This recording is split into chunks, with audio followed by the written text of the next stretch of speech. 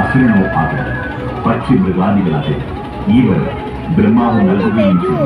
ഹിരണ്യാസുരന്റെ പുത്രനായ പ്രഹ്ലാദൻ വലിയ വിഷ്ണുഭക്തനായി. അതിഷ്ടമല്ലാതിരുന്ന ഹിരണ്യൻ മകനുമായി വാക്തത്വത്തിലേർപ്പെട്ടു. പ്രഹ്ലാദന്റെ ഭക്തിയിൽ സംവേദനായി ദുഷ്ടസംഹാരം നടത്തുവാൻ, ഇഷ്ടജന പാലകരെ രക്ഷിക്കുവാൻ ശ്രീ മഹാവിഷ്ണു പൂർണ്ണ നരസിംഹരൂപം കൈക്കൊള്ളും. നമോ നാരായണായ.